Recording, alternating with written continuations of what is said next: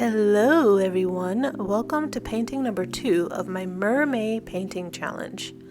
To view the previous paintings in this series, visit my 15 days of MerMay playlist and subscribe so you don't miss the upcoming paintings for this month. Longer, real-time videos of the MerMay series will be released over the coming months over on my Patreon at patreon.com/bdominiqueart. So feel free to check it out. Lips are one of my favorite things to paint when doing portraits, so naturally I gravitated toward lip references. I found this one and I really loved that it was biting on a pearl, and so it immediately gave me this idea of what if this is a sea creature biting on this pearl?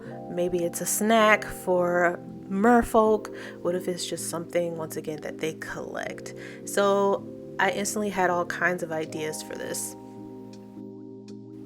I started with the background, which is essentially the face of the mermaid and the skin, and then I started blocking in the darkest areas. And here I'm starting on the lips, in which they are green, but it's because I didn't want the lips to just look like normal lips. I wanted them to give some evidence that maybe these aren't normal, maybe they belong to something else, and so I picked green for some reason. But in the end, I think it really turned out well, and I enjoyed using a color that I normally would never pick for a portrait, or for lips for that matter.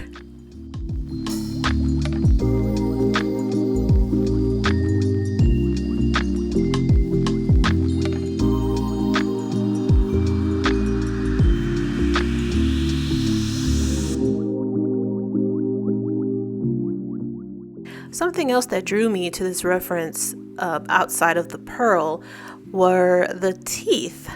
A lot of people believe that teeth are white or are very close to white, but teeth naturally are more like a gray color or like the color of the skin color.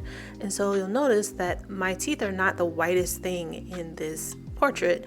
It's actually varying shades of gray and some of the skin tone in the teeth, and the whitest part is actually reflected on the pearl and later on the highlights, and so that gives it more depth, and it also makes it look more realistic.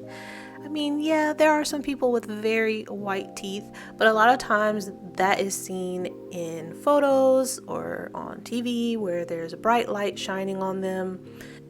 But for many people, the teeth are not stark white.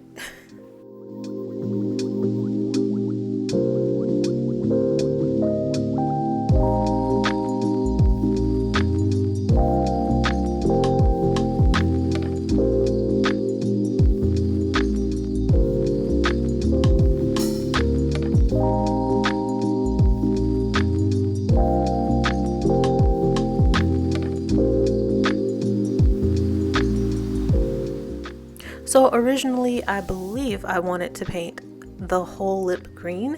I quickly scrapped that, but I struggled with figuring out how to blend the green into the natural skin tones of the lips on the outer corners. Eventually it came together, but it's a little weird to blend the green into like the pinkish brownish tones. But I think it worked out in the end, hopefully. When it comes to the lips, always look at the direction in which the curvature of the lips are going and make brush strokes in that direction. That way you'll gain that rounded look. A lot of people feel like, well, I can just paint it and it'll look round, but the actual brush stroke, no matter what color it is, if you make sure that it's rounded and going in the direction of the curve, you'll end up with that rounded look.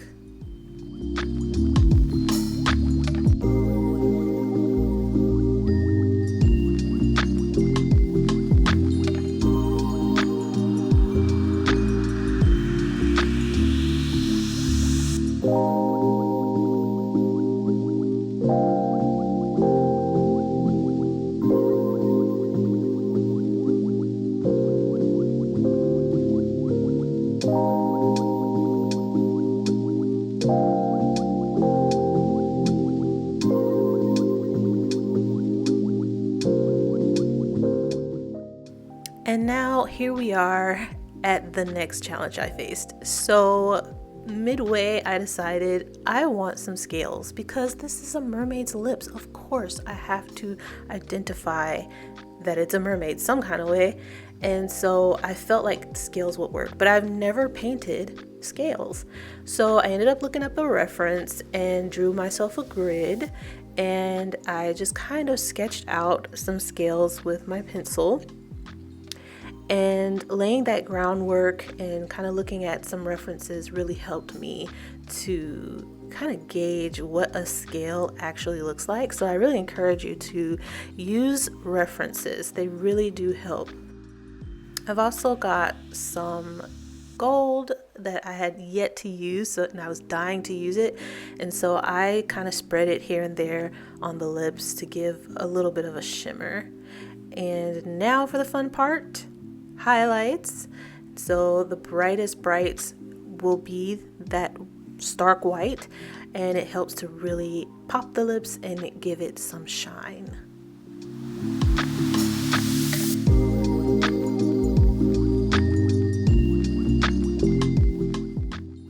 And we're done with painting number 2. Thank you so much for tuning in. Be sure to look out for the next painting in this series, and I'll see you soon.